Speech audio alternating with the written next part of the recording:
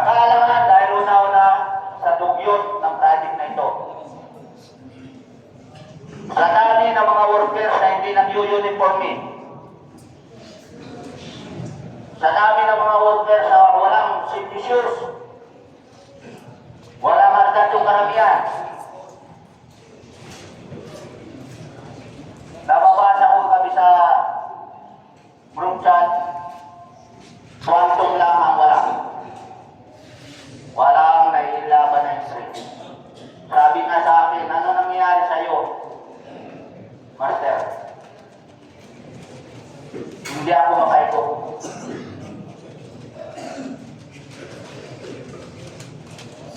Ngayon kung ating na nitong project site na ito, napakaraming tao. Yun ang nagiging dahilan. Kung kailan maraming tao, maraming nagkakalat. Mabuti pa nga doon sa ibang project na kung konti ang tao, malinis ang site. Isang hamon po ito muli sa amin. Kaya ako'y nagsaksi sa mga kasamahan ko kagabi, lalaban tayo! Lalaban ba? Kung kita mo, amina. Lalaban ba? Yes, sir! Ilalaban ba natin ang site na ito? Yes, sir! Paano tayo lalaban? May mga walang CPP.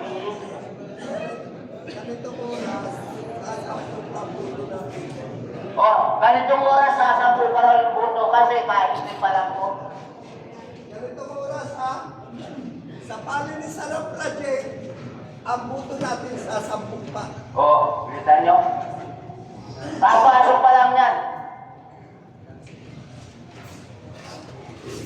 Kaya pilit mata namin din rito kanto. Diyan pa lang sa labas, may mga nagsisiyay na sa atin. Yung andahit ng uniforme, andahit ng mga kilo sa mga manggagawa. Diyan, nakikita pa lang doon sa labas yung mga kalat ninyo. Lalo-lalo na doon sa mga malapit doon sa barat niya. Bill 3, Bill 4. Nandun nakasampihan yung mga plastic, pinangkapihan. Paano tayo niya mananalo? Hindi ko manangad na manalo. Ayoko naman sana malagay sa kulilat. Dahil alam nila, yung berdugo dito ay nandirito. Berdugo ng paglilinis, berdugo sa disiplina, berdugo sa kaayusan ng site na ito ay nandirito.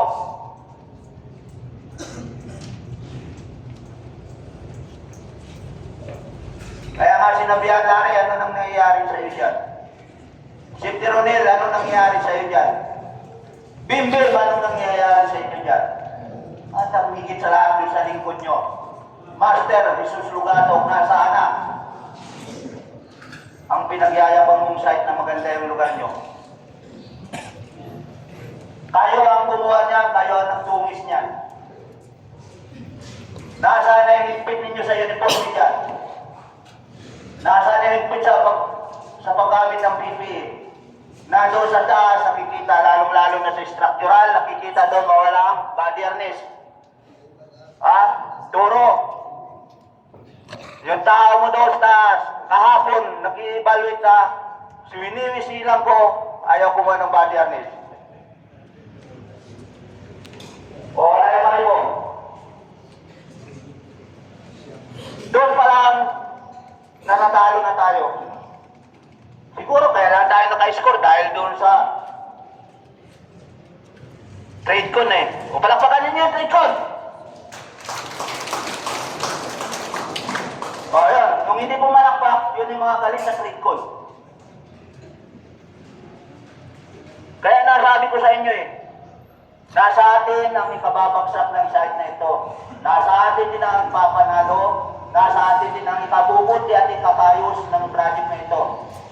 Saan na tumutulong dito yung mga foreman, leadman. Hindi po kaya ng safety ito. Sa dami ninyong yan, sa dami ninyong violator na yan. Puti ko meron tayong tinatawag na self-discipline. Wala. Yun ang nawawala.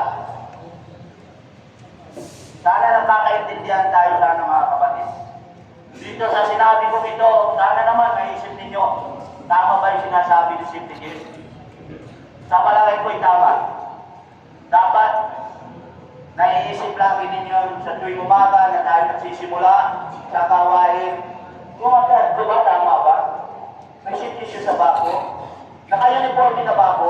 May ID na ba ako? May handa na ba ako? Pupunta ako doon sa Evangelist ba ako? May gatos ba ako?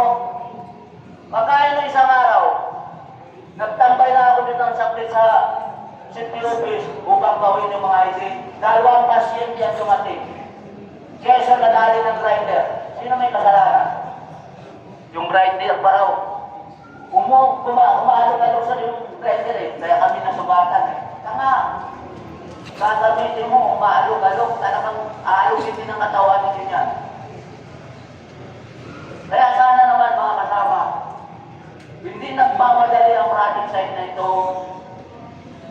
sa mga gawain na kayo ay laging ligtas naman sana. Suriin mabuti. Alang-alang lang sa pamilya nyo. Alang-alang sa naghihintay ninyong asawa at anak. Alang-alang doon sa mga anak ninyo nagsisibakaran. Alang-alang doon sa ayahanin ninyo sa pagkainan. Sa umugaan, hapunan at tanghalian. Sana naman mga kasama, mag-ingat kayo. Maraming salamat po sa umagang ito. Isa lang ang dalangin ko. Ang kayusan ng project site na ito at ang inyong kaligtasan sa araw-araw ng gawain hanggang sa matapos ang proyekto. Good luck and good day. God bless you po.